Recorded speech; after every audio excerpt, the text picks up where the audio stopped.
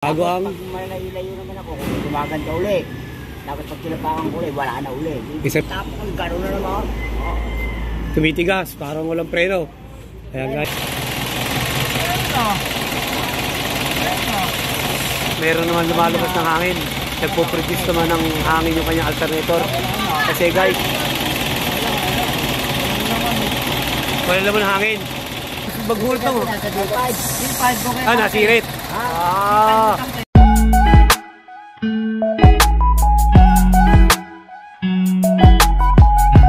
Pare, anong problema niyan, pare? Akala ko kanina, mabutok sa kabit ko sa kabila kanina. Bakit? Anong problema? Tumigas. Biglang tumigas ang preno? Bakas ang tornado. Kulang sa sakay sa akin, dahil timbra. Ah, yan. Sige, yan. Titingnan saan. Maghahanap ako bago kasi ang timbra. Bago ang... Pag malayo naman ako, kung gumaganda uli. Tapos pag tinapakan ko uli, wala na uli. Ibig sabihin, kinakapos sa hangin. Yan ang chichikin ng ating mechanic. O mechanic o electrician pala. Si Sir Dan, titingnan ko saan bakit nagkakaganon, bakit kinakapos ng hangin. O biglang humihina ang preno mo. Eh, tumitigas. Oo. Tatakbo naman ako. Ayos na naman. Ay, biglaan ka rin. Pagtapos ko, gano'n na naman. Tumitigas, parang walang preno. Ayan guys. Ha? Wala na. Wala nang preno. Kung magkakahangin, okay ka. Tapos, Pag tumigas talagang mayroon ng preno, no? Ayan guys, yan ang chichikin ng ating electrician. Kung bakit tumitigas ang preno nito, parang kinakapos sa hangin. Tingnan yung kanyang alternator kung yung kanyang fibra guys. Tingnan guys ha. Ayan guys, chichikin na ng ating mechanic electrician kung bakit tumitigas ang preno nito. Pero pag tumatakbo ng malayo, medyo nag-o-okay naman daw. Yun nga lang, pagka minsan talagang tumitigas, parang walang preno guys. Yan, tumitigas na preno. Yan guys, bago natin umpisa niyan, subscribe nyo muna kami sa aming YouTube channel, EMB TV. Pa-like at pa-share na rin guys. At pindutin notification bell para lagi updated sa mga share namin video at po-post guys. Yan guys, inumpisa na rin Dan. Ano muna dyan dyan Dan? Vacuum? Hangin ano? Tingnan. Yan, inumpisa yung hose guys. Hop.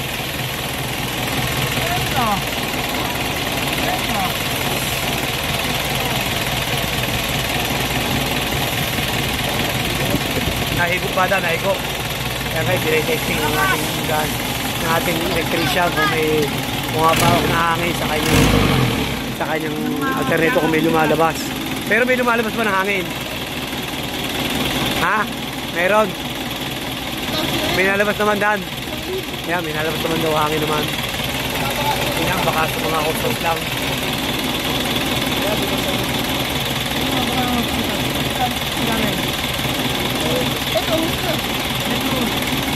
Yung hose na yan, yan Dan. Kaya guys, tetikin yung hose. Baka may problema ng hose kasi gawa ng sabi ng electrician natin. Meron naman lumalabas ng hangin. Nagpo-produce naman ng hangin yung kanyang alternator. Kasi guys, dyan ang gagaling yung ating preno sa sa vacuum ng ating alternator, yung kanyang ginagalaw kanina guys. Pag walang hangin yung vacuum nyo, wala kayong preno guys. Kasi D5 to guys, D5. Anong makakit to? BC2? 4BA1 ba yan? Convert. Convert na BC2, BA1. Pero kinonvert na BC2. Guys, sinikit pa yung mga osa.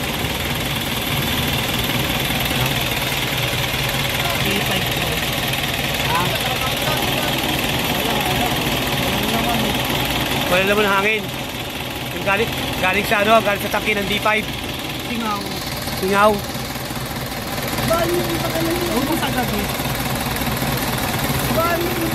Pagbulot mo naman yan, pagbulot ba niyan dapat may hangin yan? Oo, sisipon niya kung may Dyan, sa house na yan. tangki na Ah, may tangki ba yan?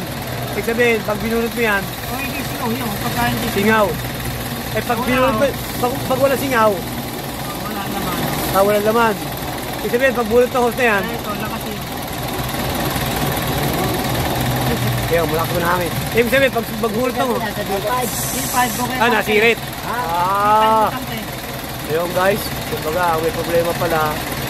Yung kanyang D5, yung pinaka-preno niya. Hindi naglalabas ng hangin yung kanyang D5. Yan guys, yun yung problema nito guys ha. Kumbaga, hindi electrician na kailangan. Kumbaga, hindi electrician na kailangan, mekaniko. Ano?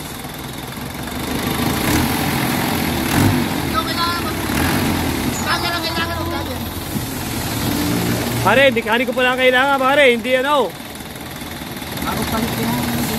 Bago palit ba yung D5?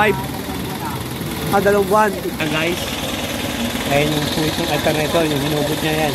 Ayun yung hinugot niya ng ano, hinugot ang hose. Yung anong yan guys, pag hinugot kasi yung hose na yan, kailangan sisirit yung hangin. Gaganon, para sisichit. Kumbaga, ang naging problema nito guys, yung kanyang tangke, yung kanyang D5, nag-iipon ng hangin para bumigay doon sa preno, ay parang sira. Kasi nakakabit lang daw nito ng D5. Kumbaga, may mekaniko din dito sa atin guys, kaso ang problema, hindi dito pinagawa. Kumbaga doon niya dadalhin doon sa nagkabit ng kanyang D5. Kasi parang warranty ko yung guys. Dito sana yung papagawa sa atin, kaso ang problema, hindi dito kinabit yung kanyang D5. 2 buwan pala nakakalipas, nakabit sa kanyang D5. Yun ang may problema guys ha, yung kanyang D5 sa preno, yung nag-iipo ng hangin.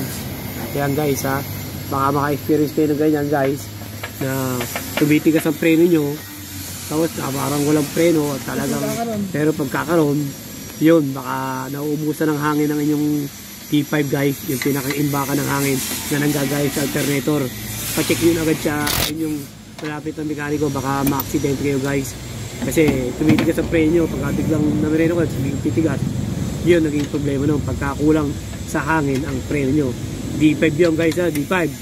Kaya guys, hindi na ito papagasan itong kanyang D5 ha, kasi under warranty pa doon sa ginawa, doon sa isang mekaniko na dinala niya, doon sa nagkabit ang kanyang D5. Kaya hindi dito sa ating papagawa.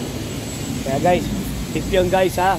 Kung kayo naka-experience ng gano'n, na alam nyo na tumitigas ang preno nyo, pa-check nyo agad kasi delikado yun. Baka kayo mapa-aksidente kasi balik sa preno, walang preno yung guys. D5 ang problema guys, ito dadalhin sa mekaniko.